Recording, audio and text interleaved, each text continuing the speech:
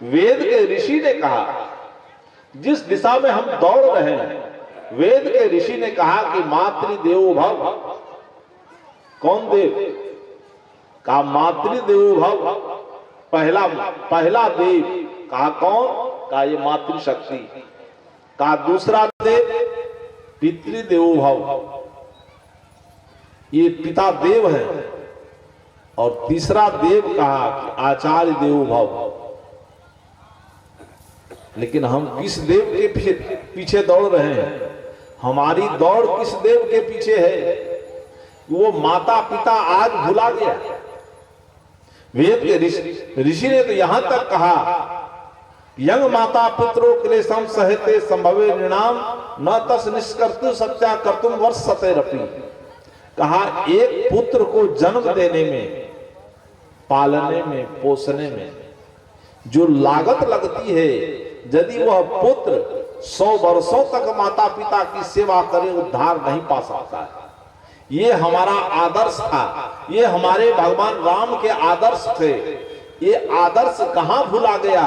इस आदर्श को हमने दफना दिया। चौथे दशक आते आते इसी बीच में बना है। इस चौथे दशक के बीच में आया है एक व्यवस्था, एक विधायक इस देश में, एक विधेयक आया है। अब सब लोग चौंक जाइएगा, वो विधेयक आया है वृद्धा आश्रम आया है।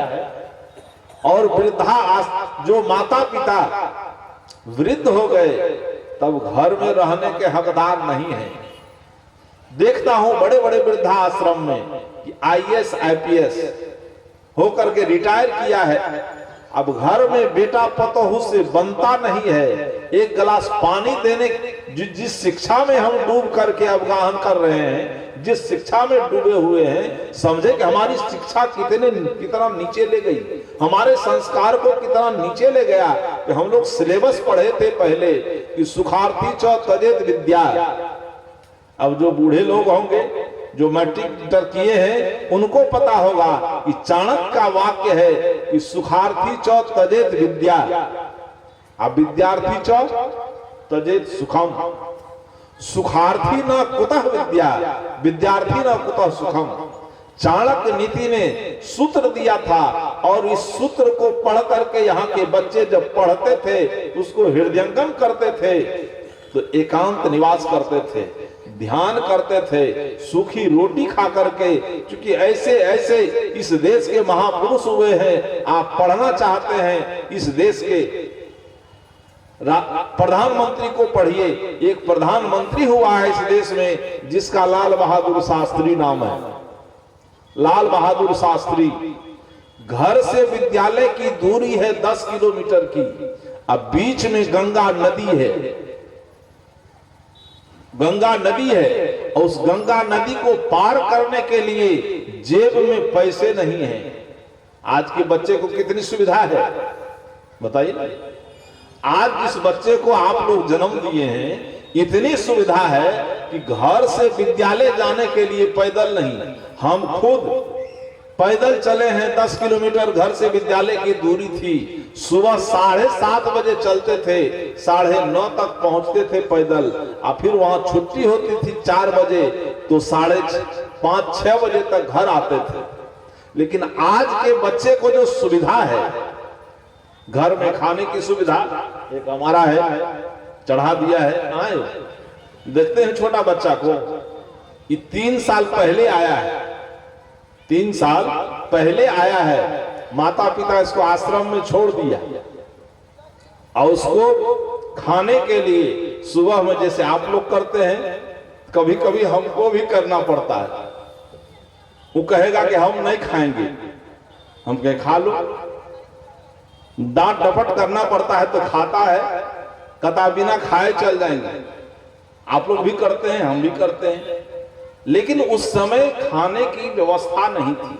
आज बच्चे को जो सुविधा है, जिस सुविधा में हमारे बच्चे जी रहे हैं, उस सुविधा के अनुसार लाल बहादुर से ऊपर होना चाहिए कि नीचे। जिस सुविधा में APJ अब्दुल कलाम जी जिए हैं, आधी रोटी खाकर के, रात की बासी रोटी खाकर के विद्यालय जाते थे कलाम जी। माता पिताजी घर में भूखे रह जाते थे, विद्यालय की दूरी अधिक थी, आधी रोटी खा करके, आधा देह कपड़ा पहन करके, असुविधा में अभाव में जी करके देश को, समूचे विश्व के मेरुदंड को हिला दिया कि नहीं। आज समूचे विश्व की जो महाशक्ति है, उस महाशक्ति को चुनौती देकर चले गए कौन? एपीजे अब्दुल कलाम। कभी अंडा, कभी इस परिभाषा को सुना कि संडे हो या मंडे रोज खाओ अंडे? कभी नहीं। आज विश्व के मेरुदंड को हिला दिया, विश्व की महाशक्ति आज भारत के पास झुक गई है। सब लोग सुनते हैं कि जो सबसे बड़ी महाशक्ति अमेरिका थी, आ रहा है भारत के नीचे की नहीं। सबकी दृष्टि यहां पर रही है। तो इसलिए आज चिंतन करने की आवश्यकता है कि जिस दिशा में हम बढ़ रहे हैं, आप सोचिए कि जिस देश में हम पल रहे हैं, जो हमारी संस्कृति थी कि मातृदेवो भव, कैसा दुर्भाग्य इस देश का हो गया, कैसा दुर्भाग्य इस समाज का हो गया। आज वो माता पिता उपेक्षित जीवन जी रहे हैं, सारे संसाधन हैं, सारी शक्ति है, लेकिन माता पिता की उपेक्षा हो रही है। और एक तरफ राम की पूजा हो रही है। ये राम का पूजा सही है इस देश में? क्या कहा राम? प्रातः काल उठकर रघुना था कि सुबह उठते हैं महाराज श्री राम, पहले झांकते हैं, चरण छूते हैं माता का, पिता का और गुरु का। आज बूढ़ी मां जानकी आई है, सेवा करती है कौशल्या की। जब तक रही तो जानकी सेविका बनकर जानकी कहती है कौशल्या से कि मां, अब आपको कुछ नहीं करना है, मेरे जीवन को जीने के लिए भवन है, भवन में सारी सुविधाएं हैं, ये सब आपने पैदा करके रख दिया है, लेकिन अब मैं आ गई हूं, अब आपके पैर को मैं धोऊंगी, आपको स्नान मैं कराऊंगी, आपके कपड़े को मैं खींचूंगी, आपका बाल मैं सहलाऊंगी, आपको भोजन ला करके मैं दूंगी। जाहो जानकी, जाहो राम का देश। और एक आज सास उठती है भोरे 4 बजे, झाड़ू लगा लेती है, जबकि पतोहू को उठना चाहिए कि झाड़ू लगा दे, ताकि बिना झाड़ू लगाए हुए आंगन में सास पैर नहीं रखे, ससुर का पैर नहीं पड़े। ये था भारतीय आदर्श। लेकिन आज सास जगती है, घर से आंगन तक झाड़ू लगा करके साफ कर देती है, और तब लक्ष्मी निकलती है उधर से। राम का देश है कि रावण का? किसका देश है? तो आज समझने की आवश्यकता है कि हम चले कहां गए। आज माता पिता की उपेक्षा क्यों हो रही है? और हम कहते हैं कि भारत के लोग हैं, हम भारत के रहने वाले हैं, हम राम के देश के आदमी हैं। इसको राम के देश का आदमी कहें तो रावण किसको कहें? आज राम के राज्य में सामंजस्य था, राम समानता पैदा किया, राम अयोध्या को छोड़ करके जंगल गए, कोल भील सबको साथ किया, जो निम्न वर्ग के लोग थे सबको, सब में संगठन पैदा किया। लेकिन आज संगठन है? आज की स्थिति कैसी है? आज की स्थिति, पहले एक रावण था, लेकिन आज तो कवि ने चित्रण कर दिया कि आज एक रावण नहीं, कहा सुख दर्पण है महल के अंदर, दुख दर्पण चौराहे पर, एक दुल्हन है महल के अंदर, एक दुल्हन चौराहे पर। कहीं खिड़की पर रटक रहे ले रेशम पर्दे, कहीं बेटा माँ के खातिर मांग रहा कफन चौराहे पर। बीच में पंक्ति आई कि डर से सीता कांप रही है, डर से सीता कांप रही है, कैसे बचेगी लाज मेरी? कहा क्यों? कहा एको राम नजर नहीं आते, 100 रावण चौराहे पर। क्या हो गया देश को? कहां चले हम गए? हम कितना नीचे गिर गए। नीचे गिरने का कारण, नीचे गिरने का कारण है कि यहाँ के युवाओं का संग बदलता चला जा रहा है। युवाओं की जो स्थिति है वो सत्संग में कम, संतों से लगाव नहीं, टीवी से लगाओ, सिनेमा से लगाओ। अब तो माता पिता से भी इतनी दूरी बढ़ गई। साधन जो आ गया है, ये साधन, मैंने पहले कहा कि पहले समाज में लोग घर आते थे तो एक साथ बैठते थे, आपस में बातें होती थी। लेकिन आज चाहे घर में हो, चाहे विद्यालय में, चाहे कार्यालय में, चाहे ऑफिस में, ऑफिस में भी अधिकारी से बात नहीं होती है, ऑफिस में भी जनता से बात नहीं होती है, इससे बात करता है। इतना एकांगी जीवन हो गया है, इतनी संवेदनहीनता आई है हमारे जीवन में। आज किसी के प्रति कोई अच्छी भावना नहीं है, सहयोग का भाव नहीं है। आप समझिए कि हम किस पल में किस युग में जी रहे हैं, हम कहां खड़े हैं। आज इतने महापुरुषों का जो योगदान है, अतीत के जितने महापुरुष आए, सबों ने अपनी अपनी दृष्टि से, अपने अपने विचारों से समाज को सुधारने का प्रयास किया कि नहीं? सबने सुधारने का प्रयास किया, लेकिन हम कहां चले गए? हम सुधरने के बजाय हम नीचे गिरते क्यों जा रहे हैं? अब मानगंज को छोड़कर बात कर रहा हूं इसलिए कि मानगंज के युवाओं में जोश है, लेकिन ये जोश समूचे देश में नहीं है। यदि ये जोश बरकरार रहा तो बदल सकता है जीवन, लेकिन आज नहीं बदल रहा है। क्यों? दो चीज हमको याद है और पढ़ लिए हैं किताब से, कि अभी सुन रहे थे साहब कि किताब से हम पढ़ लिए हैं। क्या पढ़े हैं? साधुनां दर्शनम पुण्यम, किताब में है। गंगा गंगेति जो बुनियाद योजना नाम सतैरपी, कि गंगा में स्नान मत करो, 400 कोसों की दूरी से केवल गंगा का नाम लो, का मुच्यते सर्व पापी भ्यो।